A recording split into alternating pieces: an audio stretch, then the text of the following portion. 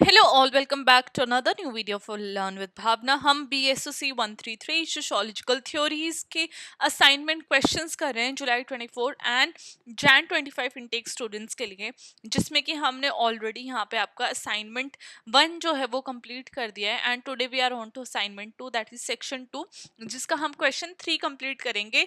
ये जो है ये आपकी मीडियम कैटेगरी के अंदर आ जाएगा assignment 2, because of course it's in the middle, right.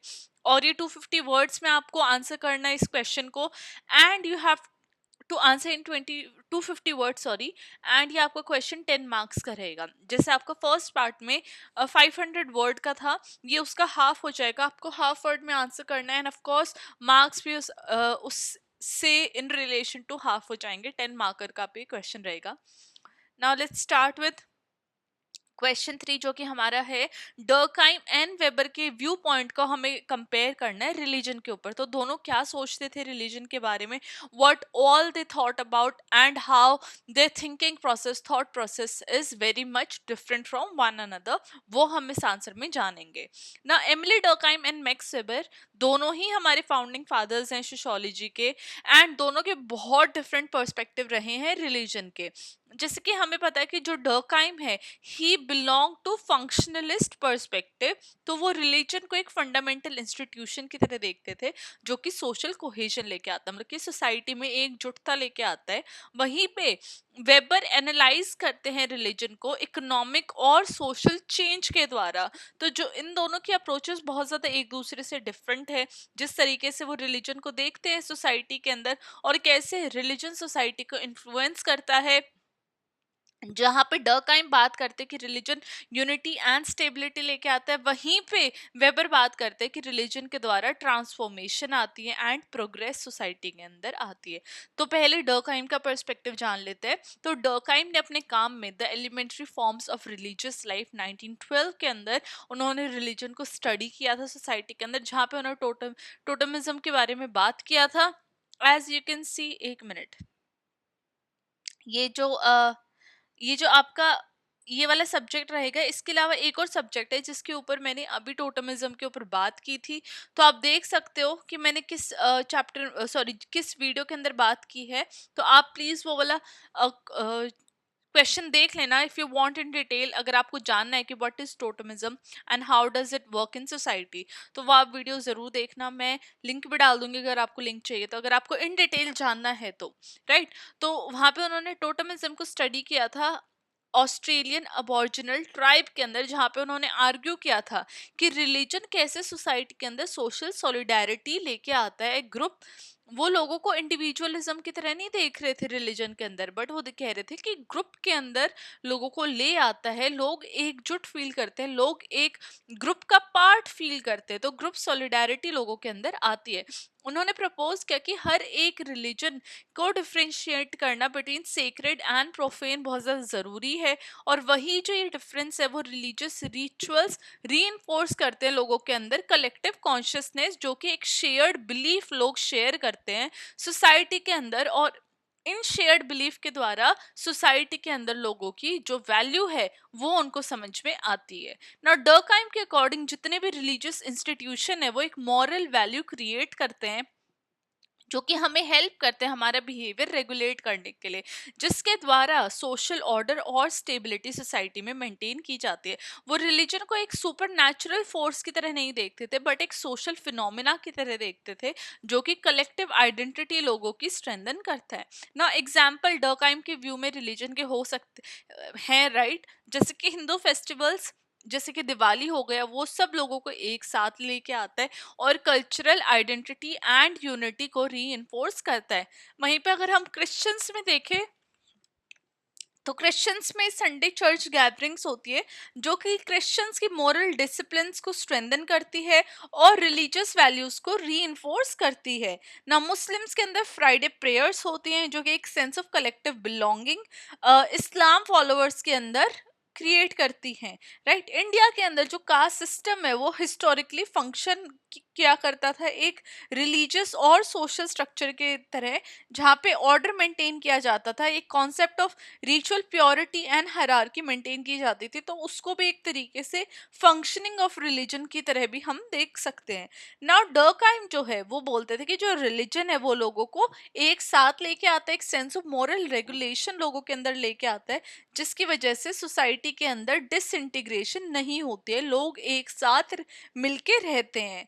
Now when we talk about Weber's perspective on religion, तो मैक्स वेबर का जो वर्क था the Protestant ethic and spirit of capitalism 1905 में, उन्होंने रिलेशनशिप स्टडी किया था रिलीजन और economic development के बीच में।